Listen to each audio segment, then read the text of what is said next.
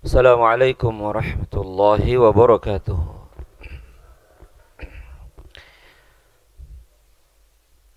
Alhamdulillahi rabbil alamin. Wal aqibatu lil muttaqin wa la udwana illa 'alal zalimin. Asyhadu an la ilaha illallah wahdahu la syarika lah. Wa asyhadu anna Muhammadan 'abduhu wa rasuluh. Allahumma salli wa sallim wa barik ala Muhammad wa ala alihi wa sahbihi ajma'in. Qala Allah Ta'ala, ya ayyuhalladzina amanu taqullaha haqqa tuqatih wa la tamutunna illa wa antum muslimun. Ya ayyuhalladzina amanu taqullaha wa qulu qawlan sadida yuslih lakum a'malakum wa yaghfir lakum dhunubakum wa man yuti'illaha wa rasulahu faqad faza fawzan 'azima. Thumma amma ba'd. Ayyuhal ikhwah, a'azzani Allah wa iyyakum.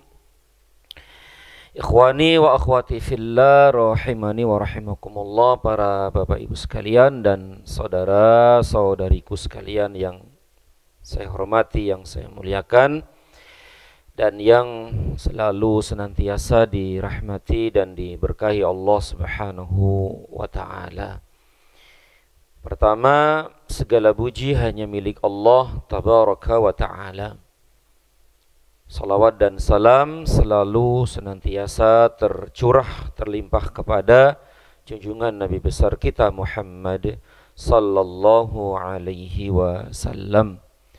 Juga kepada para sahabatnya radhiyallahu ta'ala anhum ajma'in, dan kepada kita semua umatnya yang selalu setia, sabar, istiqamah dalam menjalankan sunnah-sunnahnya, tuntunan-tuntunan, ajaran-ajarannya ila yaumil qiyamah.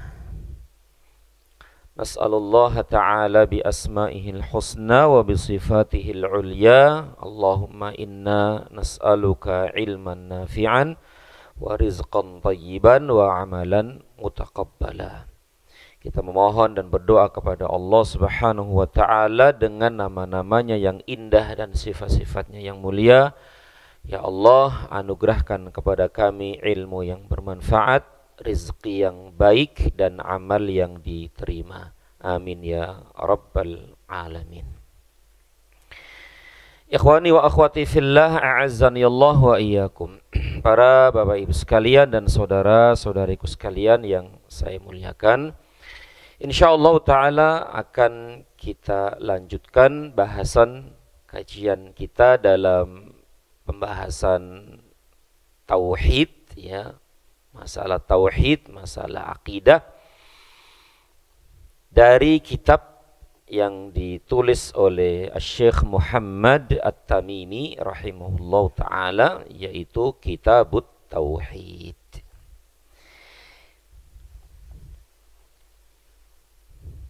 Pada pertemuan yang lalu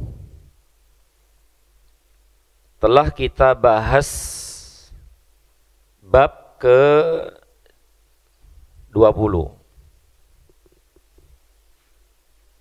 yaitu bab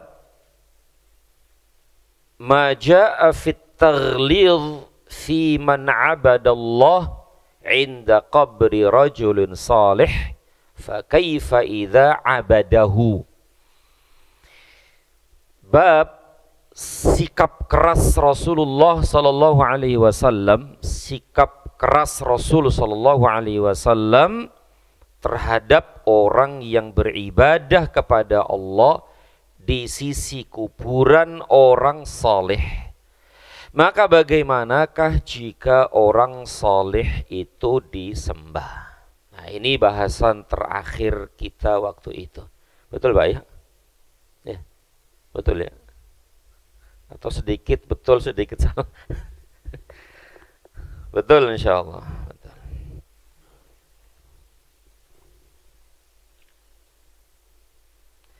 Baik, kalau sudah kita lanjutkan dengan bab berikutnya, yaitu bab ke-21. Sahih Pak Amir? Betul ya? Hah? Sahih ya? Sahih. Bab 21 yaitu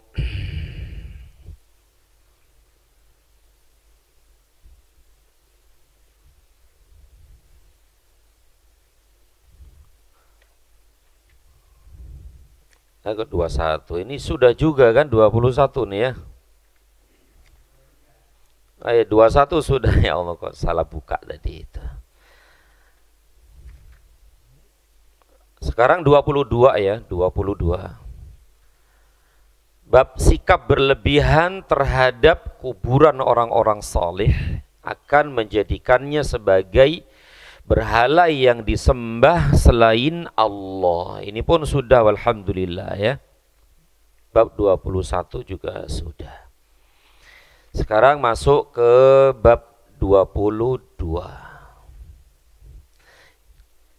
Yaitu babun atau bab ma jaa fi himayatil Mustafa sallallahu alaihi wasallam janabat tauhid wa saddihi kulla tariqin yusilu ila syirik. Jadi ini masalah tauhid Pak ya. Jadi tauhid ini masalah penting banget ya. Masalah yang wajib untuk diketahui bagi setiap muslim dan muslimah. Bahkan aujabul wajibat, kewajiban yang paling wajib. Bahkan awalul wajibat, kewajiban pertama yang harus diketahui oleh setiap muslim dan muslimah. Dan memang itulah Pak ya tujuan kita, Allah menciptakan kita ini, yaitu untuk bertauhid kepada Allah, untuk mengesahkan Allah ya, untuk bagaimana kita tahu gitu loh cara beribadah kita kepada Allah yang benar itu seperti apa gitu. Ya, jadi tujuan Allah menciptakan kita ini manusia ya, tidak lain adalah untuk beribadah kepada Allah atau untuk mengesahkan Allah Rabbal Alamin. Taib, artinya bab upaya Nabi SAW dalam menjaga kemurnian tauhid dan menutup segala jalan yang mengantarkan kepada syirik. Insyaallah ya.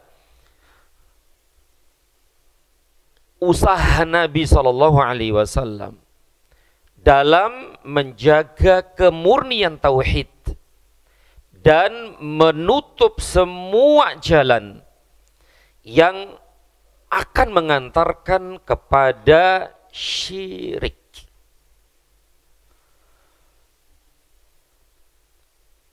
Janabat tauhid, jadi sisi ya, janabat tauhid itu dari sisi tauhid. Artinya begini. Jadi Nabi SAW menjaga pada sisi-sisi tauhid dan bagaimana beliau SAW menutup semua jalan menuju kesyirikan.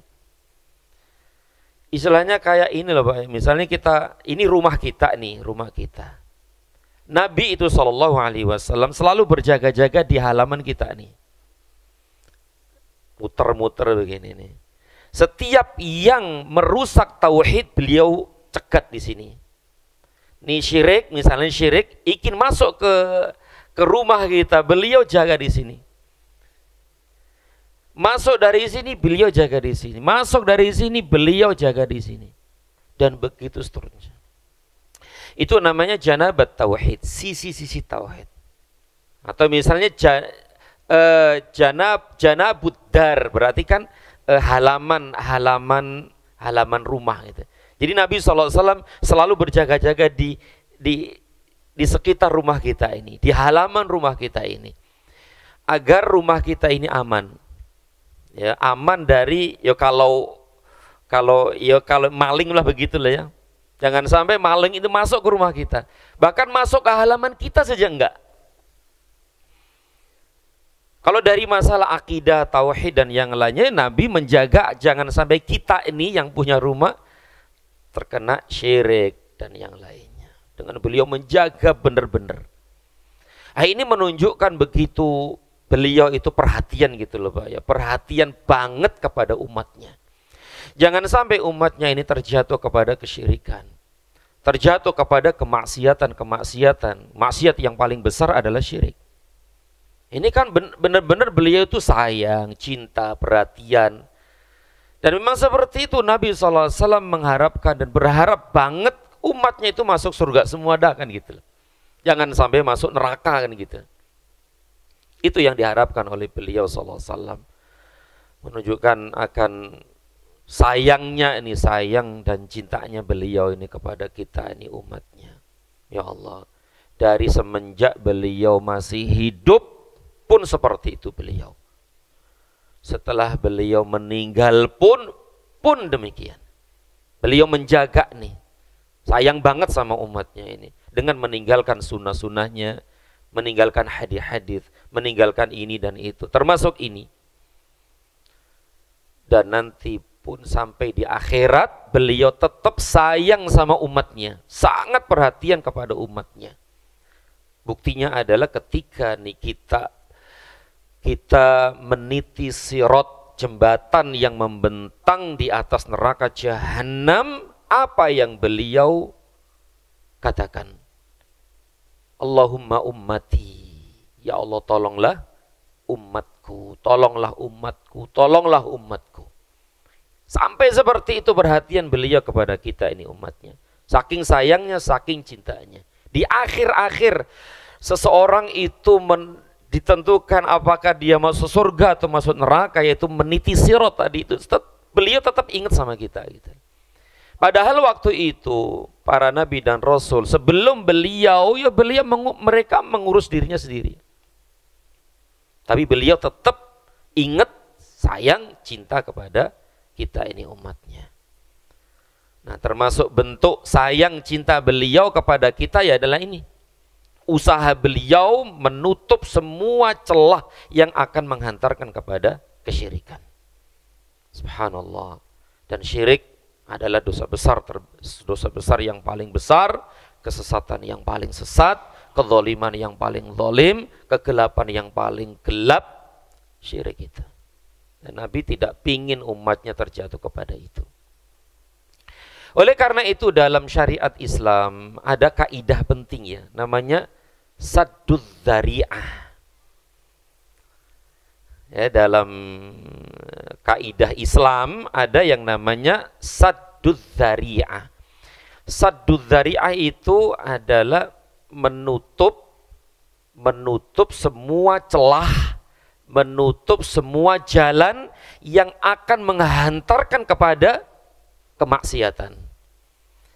Ya, yang akan menghantarkan kepada kerusakan dunia dan akhirat. Itu namanya saddud dzari'ah. Jadi menutup celah, menutup pintu semua yang akan menghantarkan kepada kemaksiatan, kerusakan, bencana. Contoh nih misalnya ini. Firman Allah, wala taqrabuz zina, jangan deket-deket zina. Nah, segala sesuatu yang dapat menghantarkan kepada zina ditutup, dilarang dan diharamkan oleh Allah dan Rasulnya. Kenapa ini dilarang? Karena ini kalau dibiarkan akan terjatuh kepada zina ini.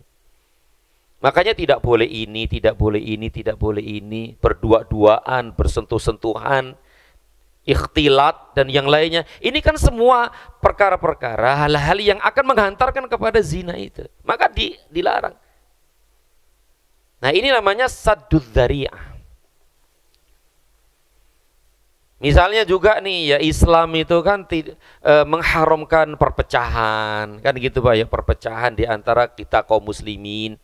Oleh karena itu Islam melarang, mengharamkan perkara-perkara yang akan menghantarkan kepada perpecahan. Misalnya apa? Riba, namimah, adu domba, su'udz dan yang lainnya. Ini kan perkara-perkara yang akan menghantarkan kepada perpecahan kan. Berantem, perang dan yang lainnya. Maka ditutup oleh Islam ini. Nggak boleh ini, nggak boleh ini, nggak boleh ini. Agar tidak berpecah belah. Inilah namanya saddud dzari'ah. Nah termasuk dalam masalah ini. Makanya bab-bab sebelumnya nih. Bab-bab sebelumnya misalnya bab yang bab 21, bab 20 nih, misalnya nih bab 20, sikap keras Rasul sallallahu alaihi wasallam terhadap orang yang beribadah kepada Allah di sisi kuburan orang soleh. Dulu sudah kita bahas, kan begitu. Nah, ini semua akan menghantarkan kepada kesyirikan. Dan itu sahih. Ya. Termasuk ini sikap berlebihan terhadap qabr ya, orang-orang saleh. Akan menjadikannya sebagai berhala yang disembah selain Allah. Ini semua adalah saddud dzari'ah gitu loh, saddud dzari'ah. Ya, menutup celah pintu kesempatan ya yang akan menghantarkan kepada kemaksiatan. Insyaallah ya. Dan kita insyaallah paham masalah ini. Tapi akhi fillah, a'azzani Allahu wa iyyakum.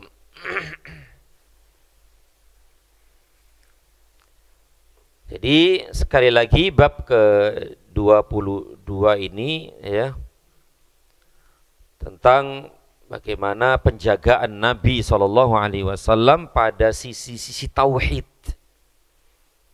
Dan bagaimana Nabi SAW menutup segala jalan menuju kesyirikan. Baik, kita baca dalil-dalil yang dibawakan oleh penulis rahimahullahu ta'ala. Yang pertama adalah firman Allah dalam surat Bara'ah atau surat At-Taubah ayat 128. Allah berfirman, laqad ja'akum rasulun min anfusikum azizun 'alaihi ma 'anittum harisun 'alaikum bil mu'minina raufur rahim. Laqad ja'akum rasulun min anfusikum. Sungguh telah datang kepadamu seorang rasul. Rasul di sini adalah Nabi kita Muhammad sallallahu alaihi wasallam. Min anfusikum, dari kaummu sendiri. Dari Nabi kita sallallahu alaihi wasallam. Itu adalah dari kaummu sendiri, yaitu dari jenis manusia. Dari jenis manusia, bukan dari jenis jin, bukan dari jenis malaikat. Manusia. Yang kalian itu tahu siapa namanya. Yang kalian tahu itu siapa nama bapaknya, kakeknya, kakek-kakek, sampai istilahnya kalian sudah tahu nasab beliau itu seperti apa. Keturunannya siapa, bapaknya siapa, dan seterusnya. Dan kalian pun tahu siapa nih Muhammad. Dari kecil kalian sudah tahu. Ya, bagaimana akhlaknya, bagaimana adabnya, bagaimana muamalahnya, kalian sudah tahu. Itu lebih khusus ditujukan kepada orang-orang musyrikin Quraisy waktu itu. Dan hidup bersama kalian. Dan bagaimana kebaikannya, dan kalian sudah tahu semua.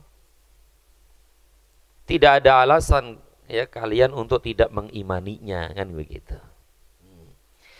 Jadi sungguh telah datang kepadamu seorang rasul dari kaummu sendiri. Kemudian azizun 'alaihi ma 'anittum. Masya Allah, ini termasuk sifat Nabi kita sallallahu alaihi wasallam. Apa sifatnya? Azizun 'alaihi ma 'anittum. Berat terasa olehnya penderitaanmu. Berat terasa olehnya penderitaanmu. Artinya Nabi itu tidak ingin ya umatnya itu berat dalam melaksanakan syariat Islam. Jadi enggak kepingin Nabi itu melihat kita ini sangat berat dalam menjalankan syariat Islam. Makanya Nabi SAW bersabda, ad-dinu yusrun. Agama Islam itu mudah. Mudah Pak ya? Mudah, nggak ada yang berat. Ad-dinu yusrun. Agama Islam itu mudah. Yassiru wala tu'assiru. Permudah, jangan diperberat. Makanya syariat Islam dari awal sampai akhir itu mudah, nggak ada yang berat. Nggak ada yang berat. Coba apa yang berat? Artinya mudah di sini semua orang itu bisa sebenarnya menjalankan itu. Semua orang sebenarnya mampu untuk menjalankan semua syariat. Nggak ada yang berat, semuanya mampu. Tapi kenapa kok banyak yang nggak mampu? Ya hawa nafsu, males, apalagi syahwat, hawa nafsu, kemalasan, keengganan. Ini yang menyebabkan nih dia nggak mau menjalankan syariat Islam dengan mengatakan ini berat. Enggak. Islam itu mudah. Salat saja 5 waktu, cuma 5 waktu kok. 5 waktu. Dan berapa menit salat? 5 menit Pak. 5 menit atau 10 menit. Masya Allah mudah kan? Mudah, nggak ada yang berat. Haji misalnya haji, itu pun kalau mampu. Kalau nggak mampu ya enggak, kan begitu. Umroh pun demikian, zakat pun demikian, kurban pun demikian. Kalau mampu monggo silakan, kalau enggak ya udah nggak apa-apa. Apa yang berat? Nggak ada yang berat. Mudah semua, artinya semua orang itu mampu melakukannya. Semua orang mampu melakukannya pada hakikatnya. Tapi hawa nafsu dan yang lainnya itulah yang menghalanginya. Karena Nabi tidak pingin ya kita nih umatnya merasa berat dalam menjalankan syariat. Makanya kalau kita nggak bisa ini, ada yang namanya fidyah, ada yang namanya kafaro, ada yang namanya ini. Kalau nggak bisa puasa Ramadan tahun ini ya misalnya diganti dengan hari yang lain gitu kan. Kalau nggak bisa ya namanya fidyah, kan begitu. Mudah semuanya. Alhamdulillah. Kalau nggak bisa sholat berdiri ya duduk.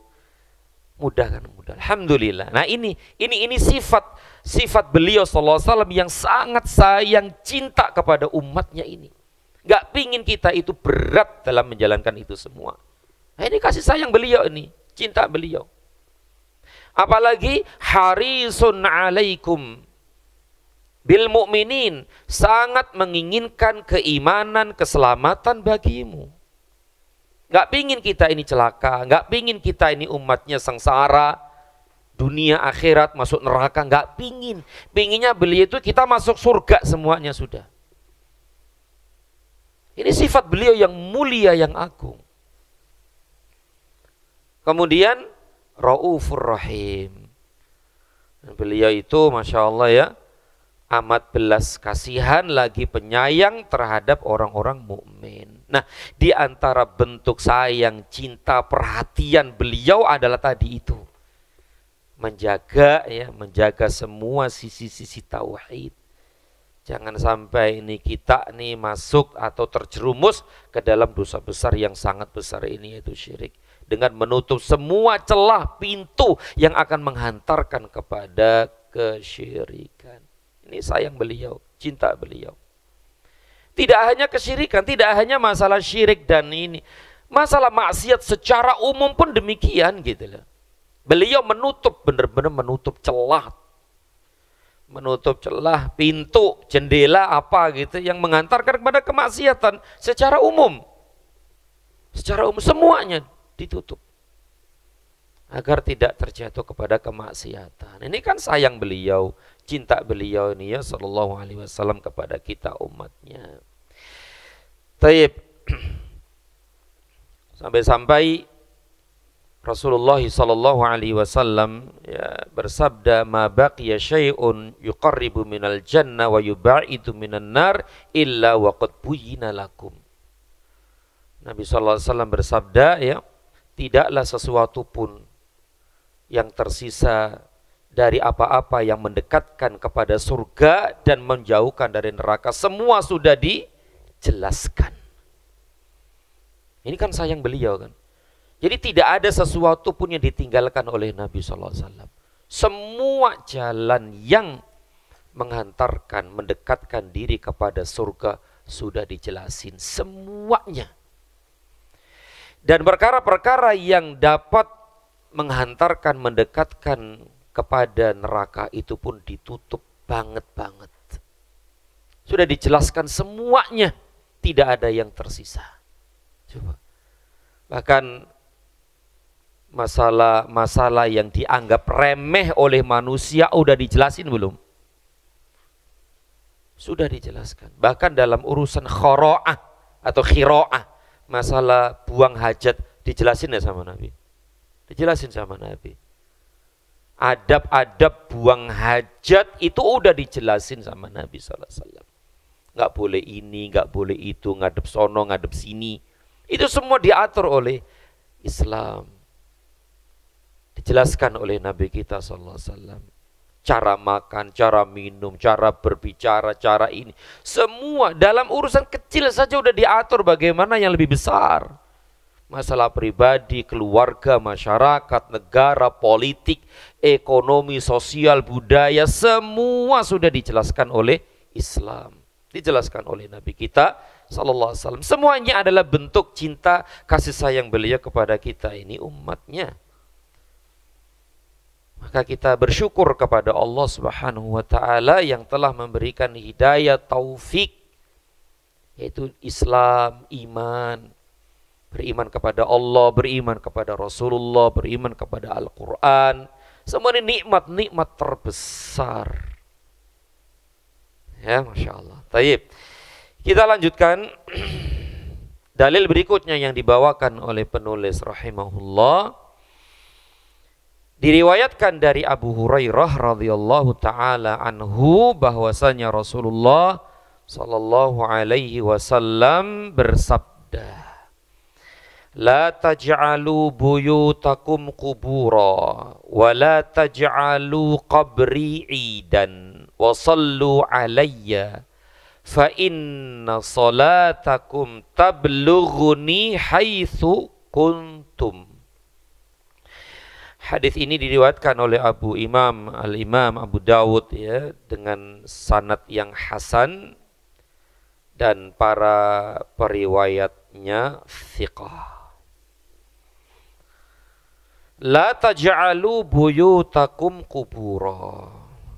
Ini sabda kekasih kita nih ya sallallahu alaihi wasallam. Janganlah kalian jadikan rumah-rumah kalian sebagai kuburan. Jangan. Artinya jangan engkau jadikan rumah kalian itu sepi dari sholat, dari membaca Al-Quran, dari berzikir kepada Allah, dari membaca buku-buku yang bermanfaat. Berarti mafhum pemahaman yang sebaliknya adalah kuburan itu sepi. Gak ada apa-apa. Gelap kalau malam. Siang ya terang. Ya gak ada apa-apa gitu loh. Sepi gitu loh. Makanya jangan kamu jadikan rumah-rumah kamu sebagai kuburan. Berarti pada asalnya kuburan itu sepi dari itu semua. Jangan jadikan kayak kuburan sepi. Tapi jadikan rumah kalian itu ya rame dengan ibadah-ibadah kepada Allah. Baca Al-Quran, kemudian sholat-sholat sunnah, membaca Al-Quran, tafsir dan yang lainnya. Nah begitu. Nah, berarti di makbaro itu ya sepi gitu loh, sepi. Gak ada ini, gak ada itu. Kalau diramaikan dengan itu semua ya akan berubah menjadi yang sebagaimana bab berapa tadi? 20 ya, bab 20 tadi itu. Ini kan menutup gitu loh, menutup celah gitu loh, pintu-pintu yang akan menghantarkan kepada kesyirikan. Kemudian wala taj'alu qabri idan, dan janganlah kalian jadikan kuburanku sebagai tempat perayaan kayak Idul Fitri, kayak Idul Adha. Ya. Artinya di Sebagian ulama mengatakan atau para ulama mengatakan termasuk tujuannya ke sana gitu, jangan. Tujuan ke Madinah ngapain? Ya ke Masjid Nabawi kan, ke Mekah Masjid Haram, Masjid Nabawi kan begitu. Sekalian di sana ziarah kan begitu dan bersolawat kepada beliau. Tapi kalau tujuannya untuk itu tok ya itu jangan. Berarti seakan-akan dijadikan tempat perayaan. Ya. Wasallu alayya, tetapi ucapkanlah solawat untukku. Artinya kalau mau solawat kepada Nabi, nggak usah datang langsung ke sono, tujuan dari sini ke sono, yuk naik apa itu? Tujuannya untuk solawat, ya nggak usah begitu. Kita solawat di mana saja, kapan saja, akan sampai kepada beliau sallallahu alaihi wasallam. Kalaupun kita bersolawat di kutub utara, selatan, timur, barat, ya sampai juga kepada Nabi sallallahu alaihi wasallam. Enggak usah tujuannya langsung ke sono untuk enggak. Di mana saja kita bersolawat akan disampaikan kepada beliau sallallahu alaihi wasallam. Ya, Masya Allah, mudah sekali. Wasallu alayya, dan bersolawatlah untukku, Masya Allah. Dan tentu Pak ya, beliau menyuruh kita untuk bersolawat kepada beliau bukan berarti beliau itu butuh kepada solawat kita, enggak. Justru beliau menyuruh kita bersolawat kepadanya bentuk sayang dan cinta beliau kepada kita. Bukan beliau itu butuh kepada solawat kita, bukan. Justru kita yang butuh solawat itu sendiri. Kenapa beliau tidak butuh? Ya, beliau sudah dapat semuanya kok. Bukankah setiap ibadah yang dilakukan oleh umatnya beliau dapat enggak?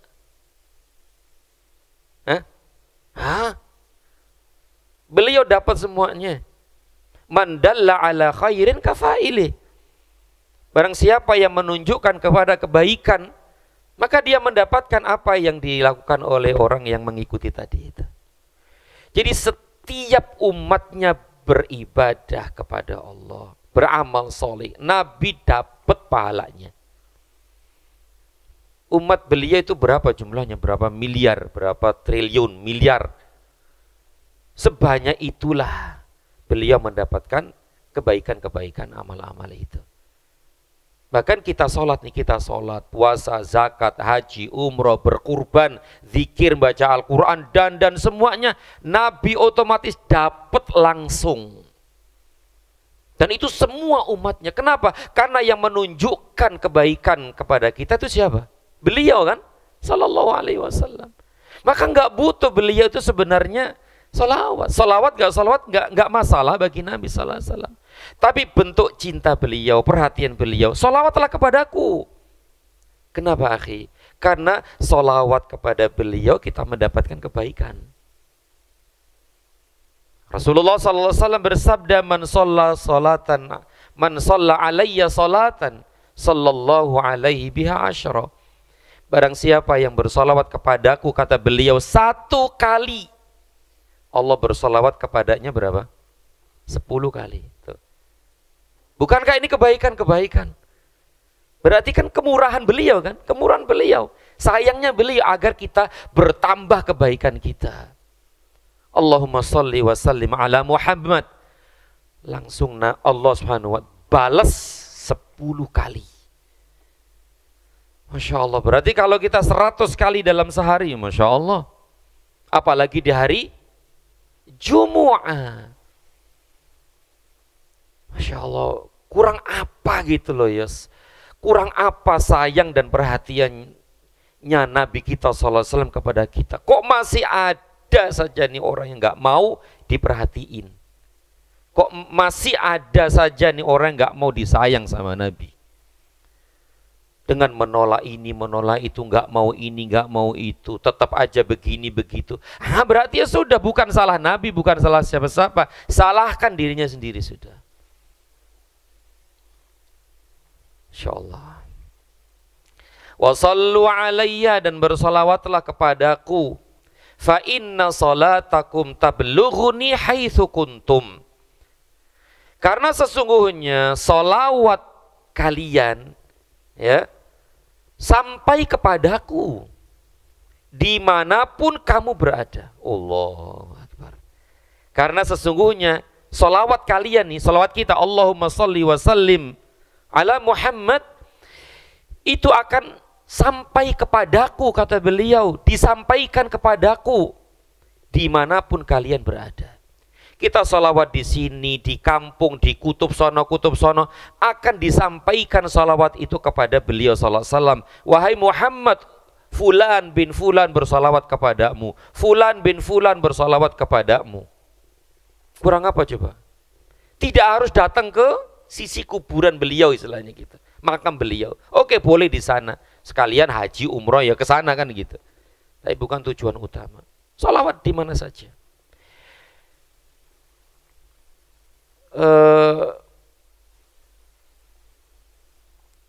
Rasulullah Sallallahu Alaihi Wasallam ya, bersabda juga bahwasanya sesungguhnya Allah memiliki para malaikat. Allah Subhanahu Wa Taala memiliki para malaikat. Yang tugasnya apa nih, Pak? Namanya malaikat sayyahin. Jadi malaikat-malaikat yang tugasnya menyampaikan sholawat umatnya kepada beliau sallallahu alaihi wasallam. Jadi yang menyampaikan sholawat kita ini kepada beliau adalah para malaikat yang memang tugasnya untuk itu. Seperti apa? Ya wallahu alam, ini kan gaib. Ini kan gaib. Nggak bisa dilihat, nggak bisa didengar. Tapi kan kita percaya karena Nabi mengatakan demikian. Masya Allah. Jadi Allah itu memiliki para malaikat sayyahin yang berputar-putar berjalan ke sana kemari untuk menyampaikan salawat umatnya kepada beliau sallallahu alaihi wasallam. Berarti di mana saja kita bersalawat kepada beliau disampaikan kepada beliau sallallahu alaihi wasallam oleh para malaikat Allah Subhanahu wa taala. Ini kan Masya Allah begitu detail ya perincian pengaturan Allah Subhanahu wa taala. Dan Allah berkuasa atas segala sesuatu dan semuanya itu mudah, tidak ada yang sulit bagi Allah Subhanahu wa taala. Baik. Akhi fillah, a'azzani Allah wa iyyakum. Jadi ini hadis ya diriwayatkan dari Abu Hurairah ya radhiyallahu taala anhu, bahwasanya Nabi sallallahu alaihi wasallam bersabda, la taj'alu buyutakum qubura, janganlah kamu jadikan rumah-rumah kamu, tempat tinggal kita nih, sebagai kuburan. Maka ramaikan ya rumah-rumah kita dengan salat-salat sunnah, membaca Al-Quran dan yang lainnya. Wala taj'alu qabri idan, dan janganlah kamu jadikan kuburanku sebagai tempat perayaan Id. Ya. Wa sallu alayya, tapi ucapkanlah salawat kepadaku dan bersalawatlah kepadaku. Fa inna salatakum tablughuni haitsu kuntum, karena sesungguhnya salawatmu sampai kepadaku dimanapun kamu berada. Ini dalil yang kedua. Kemudian dalam hadis lain beliau berkata rahimahullah, dalam hadis lain Ali bin Al-Husain menuturkan, Ali bin Husain siapa di sini? Dalam hadis lain Ali bin Al-Husain radhiyallahu anhuma menuturkan bahwa ia melihat seseorang datang ke salah satu celah pada kuburan Nabi sallallahu alaihi wasallam lalu masuk ke dalamnya dan berdoa. Maka beliau pun, yaitu Ali bin Al-Husain, melarang orang itu dan berkata, maukah kamu aku beritahu sebuah hadis yang aku dengar dari bapakku, dari kakekku, dari Rasul sallallahu alaihi wasallam, beliau telah bersabda. Ali bin Al-Husain siapa di sini? Kan tadi dari bapakku, dari kakekku, dari Rasul. Anaknya Husain. Husain anaknya siapa?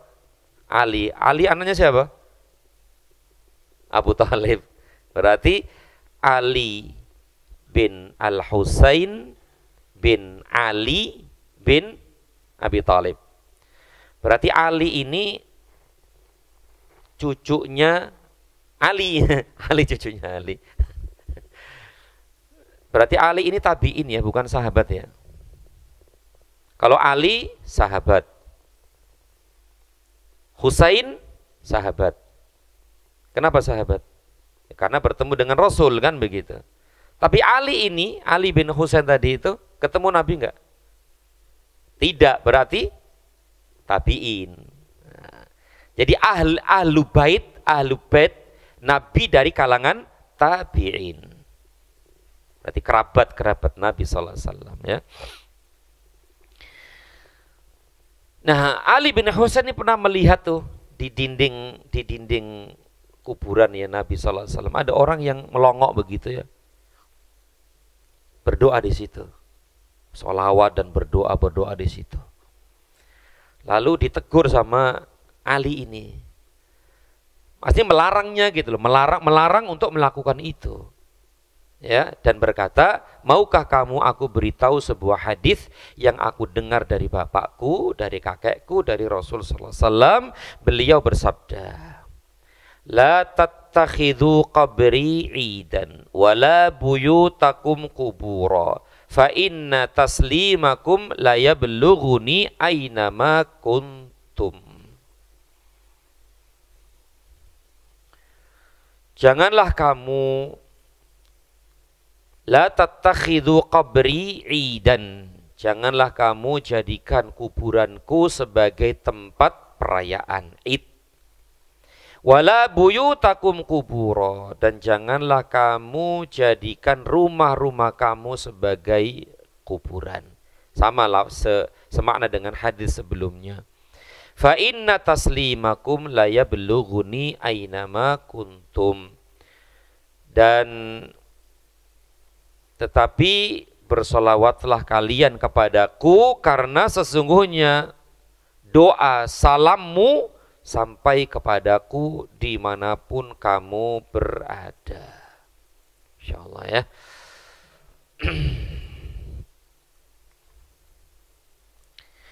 Inilah beberapa dalil ya yang dibawakan oleh penulis ya rahimahullahu ta'ala tentang bab ini, yaitu bagaimana Nabi kita Muhammad sallallahu alaihi wasallam ya menjaga pada sisi-sisi tauhid ya, dan bagaimana Nabi sallallahu alaihi wasallam menutup semua jalan pintu menuju kesyirikan, karena Nabi sallallahu alaihi wasallam tahu, paham bahwa dosa yang paling besar adalah kesyirikan ya. Kesyirikan, dan syirik ini Masya Allah ya menghapus semua amal, menggugurkan, menghapus seluruh amal. Yang saya maksud adalah syirik akbar ya, syirik besar. Ini akan menghapus semua amal. Satu kesyirikan saja Masya Allah, satu kesyirikan, dan ini syirik akbar, syirik besar nih, itu akan menghapus semua amal, kecuali kalau dia bertaubat kepada Allah sebelum meninggal dunia. Habis semuanya, zakatnya, hajinya, umrohnya, sholatnya, semua habis, hilang sudah, gara-gara satu dosa ini, syirkul akbar, syirik besar. Nabi tahu itu, makanya jangan sampai nih umatnya ini terjatuh kepada itu,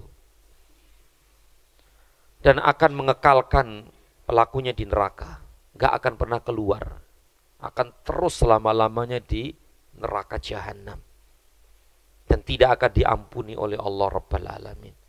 Tidak akan diampuni dosa-dosanya, dan dapat mengeluarkan pelakunya dari Islam. Ya, ini hukum ya, hukum. Kita tidak menghukumi orang, tapi kita berbicara tentang hukum. Hukum ini, hukumnya ini, itu, dampaknya ini, akibatnya ini, itu. Tapi kita tidak menghukumi orang lain ya, kita tidak pernah menghukumi orang lain. Ya. Dan urusannya kita serahkan kepada Allah Subhanahu wa taala.